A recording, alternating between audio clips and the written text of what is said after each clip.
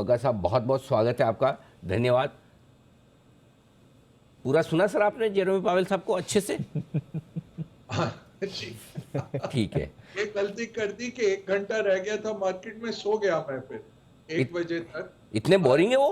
आगे रहना चाहिए था, बड़ी तेजी से गिरा मार्केट उसके नहीं तो बाद। मार्केट की वजह से नींद आ गई या वो बोरिंग है? नहीं नहीं, बोरिंग कुछ नहीं था अनिल जी, होश उड़े हुए थे कल देख के। तो ऐसा क्या कहा सर पावेल साहब ने जिससे होश उड़ गए? देखिए, मार्केट ने डिस्काउंट इन कर लिया था, पचा लिया था कि 75 बेसिस पॉइंट वो करेंगे, बट नवंबर और दिसंबर में भी रेट बढ़ेंगे ये नहीं पचाया गया था इतनी तेजी से। ओवरऑल जो इस साल के आखिर के रेट जून में ये बात कर रहे थे 3.4% के, वो 4.4 पे हो गए, तो 1% वो रेट बढ़ गया। दूसरा, 2023 में जहां उम्मीद थी कि सेकेंड हाफ में शायद रेट कट आ जाएगा, उसकी जगह इन्होंने कहा 2023 के अंत तक हमें रेट 4.6 दिखता है। तो इससे मायूसी बहुत हो गई कि ये जो, और इनकी तरफ से ये जरूर कहना है कि ये 26 अगस्त को इन्होंने कह दिया था कि rates will stay higher for longer, ज्यादा अवधि के लिए ज्यादा ऊंचे रेट हमें दिखते हैं। तो बट मार्केट थोड़ा कॉम्प्लिसेंट था, और अभी भी देखें अनिल जी, अगर फ्यूचर्स के कर्व देखें जो ओवरनाइट स्वैप्स दिखा रहे हैं फेड फ्यूचर्स के, वो अभी भी 4.2% दिखा रहे हैं 2023 के अंत का। तो मार्केट अभी भी सोच रहा है कि कहीं पे ये फेड ओवर एक्सटेंड कर देगा और रेट काटना इनको विवश होना पड़ेगा। बट कल तो नहीं दिखा, और कल उन्होंने जो कमेंट्री दी वो भी बहुत हॉकिश रही। एक तो जो यूएस इकोनॉमी को चलाता है हाउसिंग, उन्होंने कहा हाउसिंग करेक्शन है, हमें और आती करेक्शन दिख रही है, तो वो बहुत बड़ी चीज होती है घर की कीमतें अमेरिका में गिरने की तरफ। दूसरा, उन्होंने कहा रिसेशन आएगा नहीं आएगा कोई नहीं कह सकता, कितना डीप आएगा वो भी हम नहीं कह सकते, तो इससे थोड़ा मार्केट विचलित हुआ।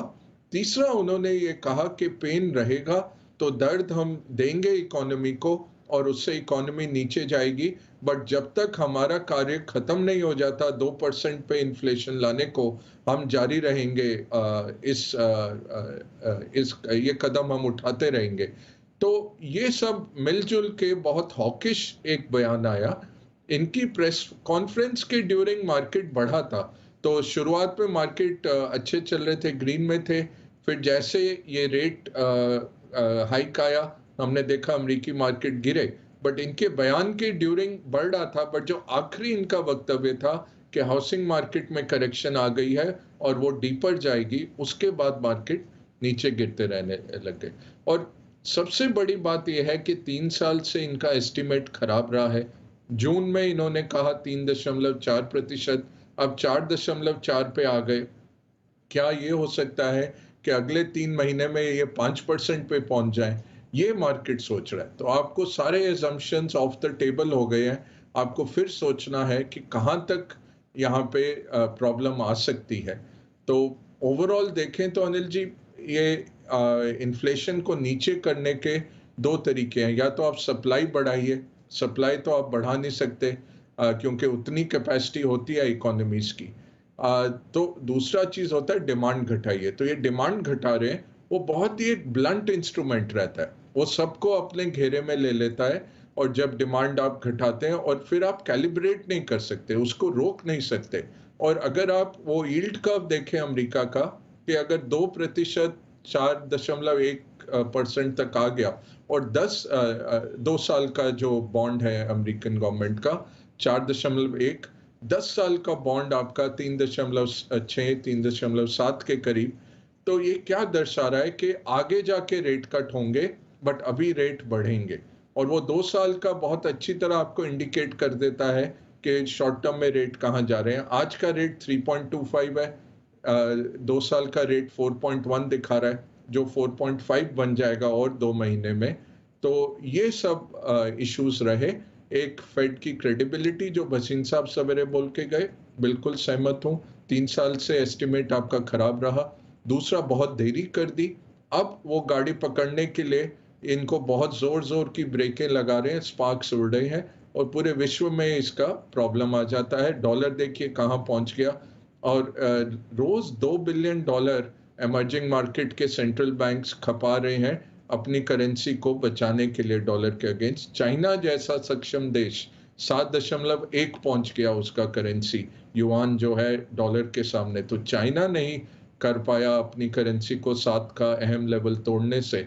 तो यही दिखा रहा है कि इमर्जिंग मार्केट्स के लिए बहुत पेन आती है, और ये डॉलर जब इतना बढ़ता है तो फाइनेंशियल कंडीशंस बहुत टाइट हो जाते हैं विश्व भर में। क्योंकि अगर आपको अमेरिकन गवर्नमेंट के सर्टिफिकेट पे 4% मिल रहे हैं, आप क्यों कहीं और पैसा डालेंगे? विश्व भर का पैसा अब अमेरिका की तरफ जाएगा 4% कमाने के लिए। सर जब है ना, मतलब सब कुछ अमेरिका में ही प्रॉब्लम है ज़्यादा से ज़्यादा, मतलब वहाँ ब्याज दरें भी बढ़ानी पड़ रही है, महंगाई भी ज़्यादा है, तो उन्हीं की करेंसी क्यों मजबूत हो रही है? उनकी तो ख़राब होनी चाहिए।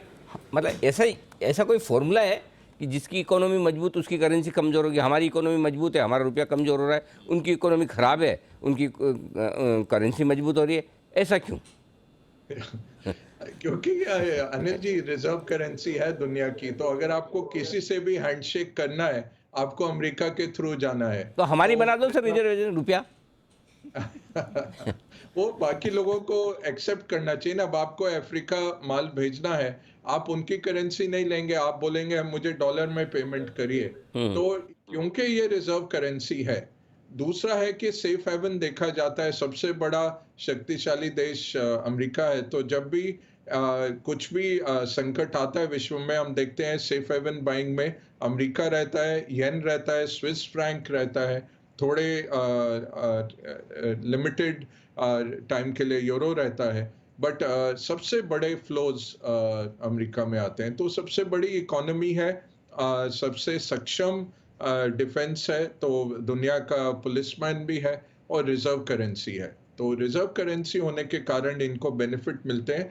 अदरवाइज देखिए बहुत ही बड़ा इनका डेट लेवल है जो इनको बकाया देना है। भारत जैसे देश ने भी 350-400 बिलियन डॉलर हमारे कभी भी पड़े रहते हैं अमेरिका के पास, हमारे जो फॉरेन रिजर्व्स हैं। ये नहीं है कि हम यहाँ सोना लेके बैठे हुए हैं, हम अमेरिका में रखते हैं ताकि इंपोर्ट्स हमारे कवर हो सके अच्छी तरह से। और कुछ भी अगर बात आए मार्केट्स में तो आरबीआई हस्तक्षेप कर सकते हैं। इसलिए फॉरेन रिजर्व्स आप रखते हैं, बना के रखते हैं, ताकि देश की इकोनॉमी सुदृढ़ रहे। तो ये रिजर्व करेंसी होने का ही फायदा है कि और डॉलर बढ़ा और हमारी करेंसीज गिरी, उसका प्रॉब्लम क्या हो जाता है कि एक्सपोर्टर्स के लिए अच्छा है, बट सारे इंपोर्ट आपके बढ़ जाते हैं सर एक और चीज़ है, इन्फ्लेशन बढ़ जाता ये तो फिर खुलेआम अमेरिका की दादागिरी है। मतलब शक्तिशाली है इसलिए, और ज़्यादातर लोग मानते थे इसलिए आपको डॉलर बढ़ेगा, भले हालत उनके अंदर से कितनी भी खराब हो। अच्छा एक मासूम सा सवाल है सर, फिर एक कोई ऐसी करेंसी क्यों नहीं बन जाती जो दुनिया भर की हो, मतलब कॉमन करेंसी, जिसको लेना देना इसी में लेना देना करें, किसी देश की नहीं हो?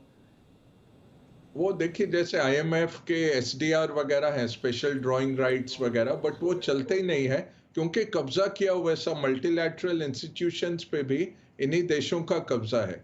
अब यूएनओ में देखिए, भारत जैसा इतना बड़ा विख्यात डेमोक्रेसी, हम सिक्योरिटी काउंसिल के परमानेंट मेंबर्स में नहीं है।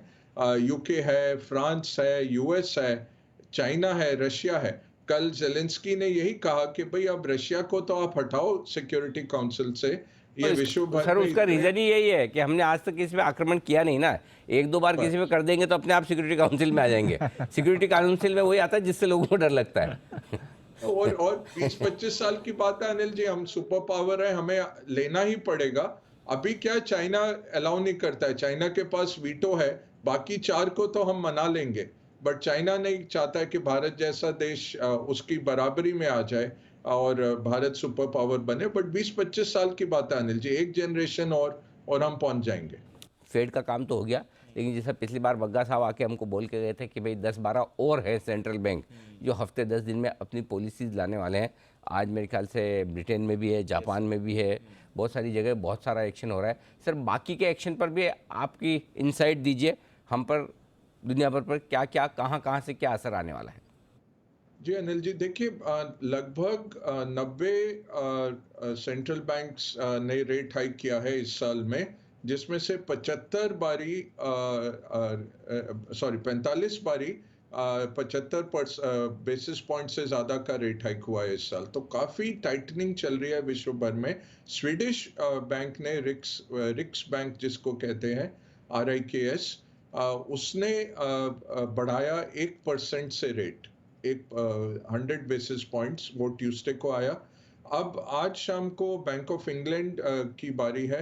लग रहा है वो भी 75 बेसिस पॉइंट्स करने को विवश होंगे, क्योंकि फेड का इतना स्ट्रॉन्ग ट्रेजेक्ट्री है। तो अपनी करेंसी को बचाने के लिए, और क्योंकि इन्फ्लेशन वहाँ पे बहुत बढ़ी हुई है, दोनों तरफ से उनको रेट बढ़ाने पड़ेंगे। हालांकि इकोनॉमी उनकी रिसेशन में आ रही है। उनके सेंट्रल बैंक ने कहा है कि रिसेशन रहेगा 2023 के अंत तक, तो 4 से 5 क्वार्टर्स का रिसेशन है, फिर भी रेट बढ़ाएंगे।